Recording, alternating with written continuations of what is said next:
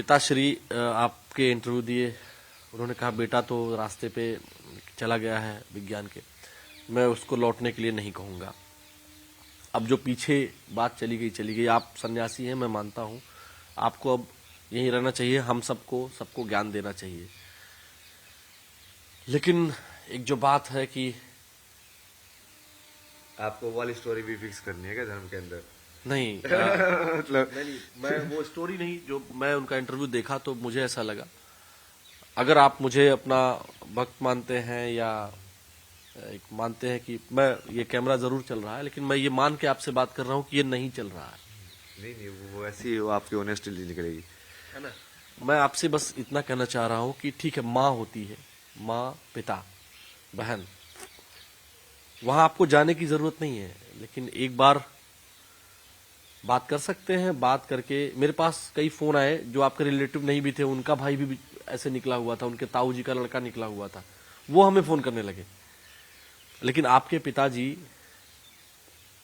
पहले कैसे थे जो आपने बताया, वो एक्सपीरियंस आपका है, लेकिन जब वो इंटरव्यू दे रहे थे ना, वो भावुक थे। उनको लगा नहीं, उनको लगा कि उनका बेटा जो कर रहा है वो आध्यात्म के लिए कर रहा है, ऐसा उनको उनके फेस से उनके। बट वो उनको तब क्यों नहीं लगा जब मैं उनको 1 साल उनके साथ बैठ के वो सारी चीजें समझा रहा था। मैं उनके सिर पे बैठ के समझा रहा हूँ, यार समझो यार, मैं तो ये चीज करना चाह रहा हूँ। उस टाइम पे उनको क्यों नहीं लगा, वो अभी क्यों लगा? इसका मतलब कहीं ना कहीं फेम से रिलेशन है उसका। उन्होंने उस टाइम पे अपने बच्चे की सत्य को क्यों नहीं माना कि ये जो बोल रहा है ये सत्य है?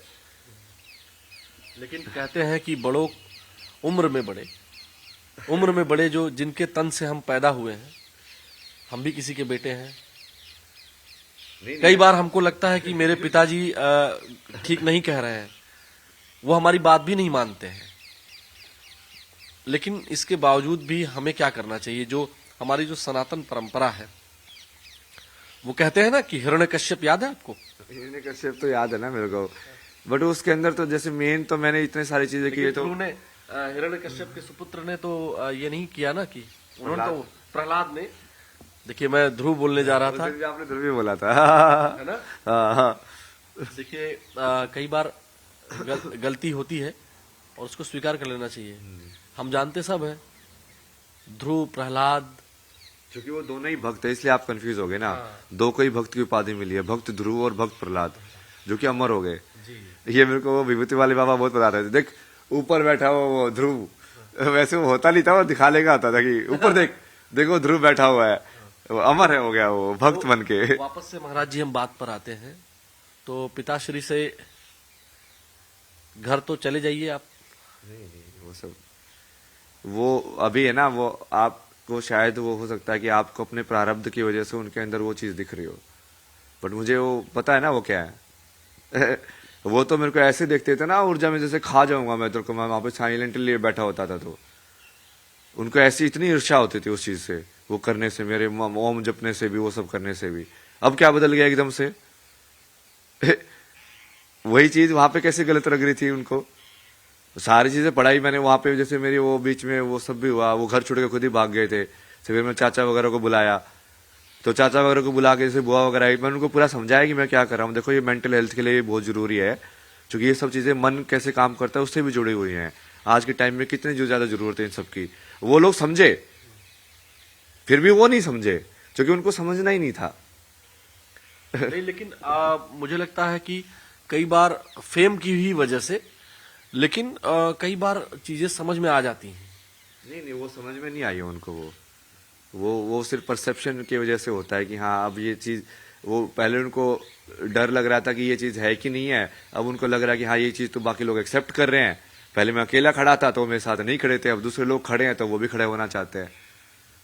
तो इसमें मेरे विचार से प्रारब्ध ठीक है, मैं मान लिया, और मैं एज अ स्पिरिचुअल, मैं तो पूरे लाइफ में आपसे जुड़ा रहूंगा, लेकिन मेरा एक मानना है, अगर आप थोड़ा सा भी लग रहा हो आपको कि मैं स्पिरिचुअलिटी के आपके कहीं भी थोड़ा सा भी हूं, तो मेरा ये मानना है कि आपको एक बार पिताश्री से, अब मान गए हैं, कैसे भी माने हो। नहीं, वो मेरे को मानने से मतलब ही नहीं था ना, मेरे को उनके मानने से मतलब होता तो मैं इस बात पे आता ही नहीं। उनके मानने या ना मानने से मेरे को क्या मतलब है?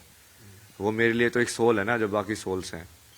बाकी जैसे आपको समझा रहा हूँ वैसे उनको समझाया था, उन्होंने नहीं समझा, आपने समझा, समझाना चाहो उस चीज को। अब मेरे लिए तो बराबर ही है ना वो।